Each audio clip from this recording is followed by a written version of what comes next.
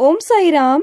Welcome to Sai Samarpan channel. मैं हूं आपके साथ में विन्नी और आज मैं बहुत ही प्यारा एक्सपीरियंस आप लोगों के समक्ष लेकर आई हूं, जो एक बाबा की बहुत प्यारी बच्ची का है कि 9 कष्ट निवारण मंत्र रोज पढ़ने का क्या लाभ होता है, क्या इससे ना बेनिफिट्स होते हैं।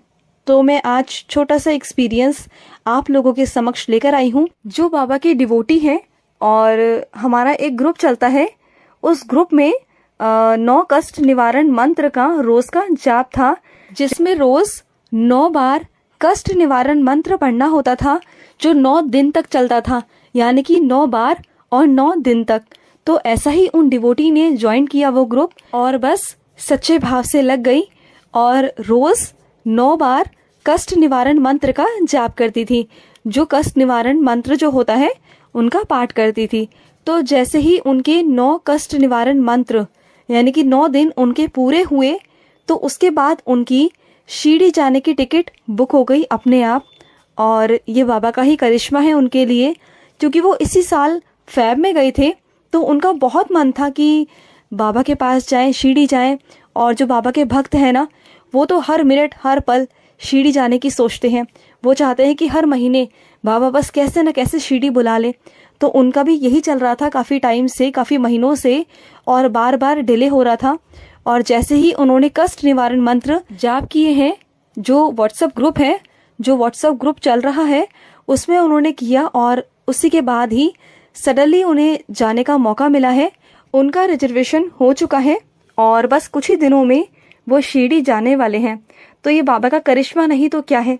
जब हम दिल से सच्चे भाव से बाबा को बोलते हैं ना कि बाबा शिरडी बुला लो, तो बाबा जरूर शिरडी बुलाते हैं।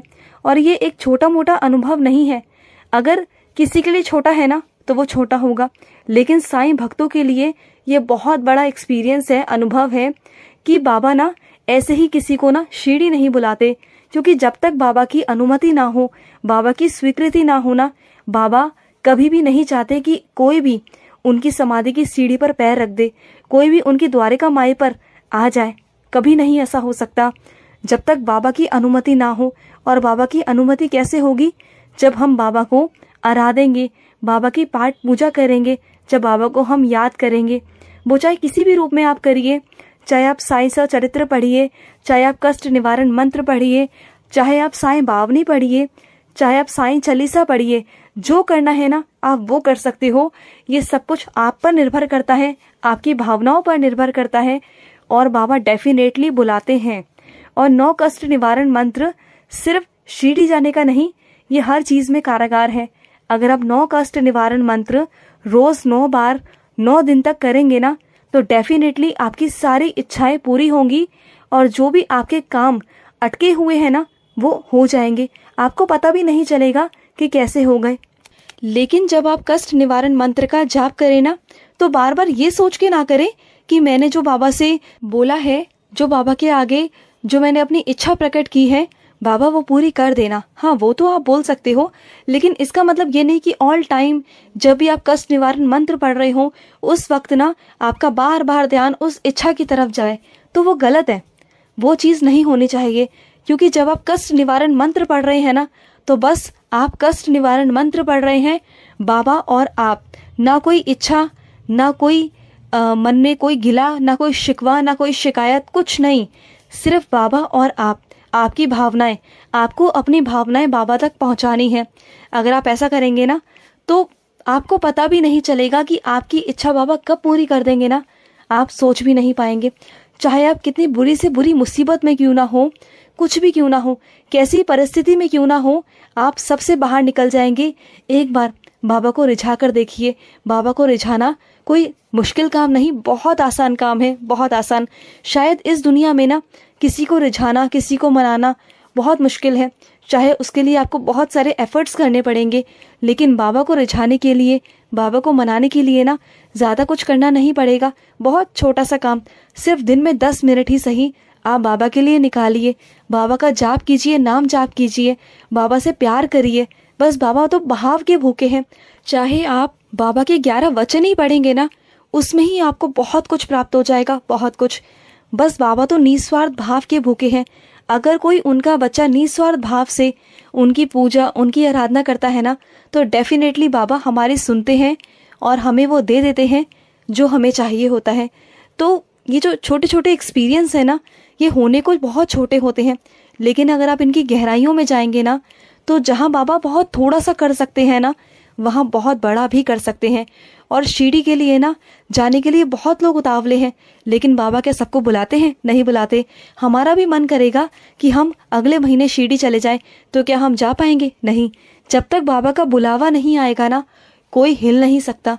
अरे कई लोगों की तो टिकटें भी बुक हो जाती हैं, जाते जाते वो लोग रह जाते हैं, कुछ ना कुछ प्रॉब्लम्स क्रिएट हो जाती हैं। तो यही सब होता है। तो अगर बाबा बुलाते हैं ना, तो अपने आप को ना बहुत सौभाग्यशाली समझो, क्योंकि बाबा उन्हीं भक्तों को, उन्हीं बच्चों को अपने पास बुलाते हैं जिन्हें बाबा कुछ देना चाहते हैं, जिनकी झोली भरना चाहते हैं। बाबा उन्हीं को अपने पास बुलाते हैं। बाबा ना खींचते हैं अपनी तरफ, बाबा ही पाठ पूजा करवाते हैं, बाबा सब करवाते हैं, लेकिन बस थोड़ा सा एफर्ट हमें खुद को भी करना होता है। ये नहीं कि हम सब कुछ बाबा पर ही छोड़ दें और कुछ ना करें। ऐसा नहीं होता कि बाबा कराएंगे तब करेंगे, नहीं, आपको खुद भी करना होगा, खुद भी अपने एफर्ट्स दिखाने होंगे। बाबा को भी तो लगना चाहिए ना कि हाँ, ये मेरा बच्चा है और इसके अंदर करने की इच्छा है, इसके अंदर इच्छा जागृत हो रही है, तो क्यों ना मैं भी करूं। तो बाबा जब आपकी इच्छा, जब आपकी जागृति को देखते हैं ना, तभी बाबा भी एफर्ट्स करते हैं, आपसे करवाते हैं और आपको उसका फल भी देते हैं। निश्चित रूप से बाबा आपके पाठ का, पूजा का हमेशा फल देते हैं। ये मत सोचिए कि आपने जो पाठ पूजा की है उसका फल नहीं मिलेगा, डेफिनेटली मिलेगा, क्योंकि बाबा ना एक एक पाई का हिसाब रखते हैं। बाबा कभी किसी का ऋण नहीं रखते, कभी नहीं रखते। जो उन्हें अगर एक देता है ना, तो बाबा उसका दुगना चौगना वापस लौटाते हैं। तो कभी बाबा पर शक मत करिए। जितना आप बाबा के लिए करेंगे ना, उससे दुगना चौगना बाबा आपके लिए करेंगे। तो रोज अगर आप भी चाहो तो कष्ट निवारण मंत्र का जाप किया करो। और जिनके पास में कष्ट निवारण मंत्र की पुस्तक नहीं है ना, तो YouTube पर आपको बहुत आसानी से कष्ट निवारण मंत्र का PDF मिल जाएगा या आपको वीडियो मिल जाएगी। अगर आप साईं समर्पण चैनल पर जाकर भी पीछे की वीडियोस देखेंगे ना, पुरानी वीडियोस, तो वहाँ पर भी कष्ट निवारण मंत्र है। अगर आप जाएंगे तो आपको वहाँ पर भी मिल जाएगा, तो आप वो रोज सुन सकते हो। अगर पढ़ नहीं सकते तो सुन लीजिए, काम करते करते सुन सकते हो, क्योंकि जितना पढ़ने का माध्यम है ना, जितना पढ़ने से आपको बाबा आशीर्वाद देंगे ना, उतना ही सुनने से भी देंगे। क्योंकि वो भाव, वो विचार आपके मन में पहुंचने चाहिए। वो चाहे कैसे भी पहुंचे, चाहे सुनकर पहुंचे या पढ़कर पहुंचे, बात तो समान है ना। तो बस, तो चलिए मैं लूंगी समाप्ति। अगर आपके भी कोई अनुभव है तो हमारे साथ जरूर शेयर करें। स्क्रीन पर चल रहे नंबर पर आप हमारे साथ जरूर शेयर कर सकते हैं। आप हमें व्हाट्सएप भी कर सकते हैं, आप हमें कॉल भी कर सकते हैं। तो चलिए मैं लूंगी समाप्ति। मिलते हैं नेक्स्ट वीडियो में। तब तक के लिए ओम साई राम, जय साई राम।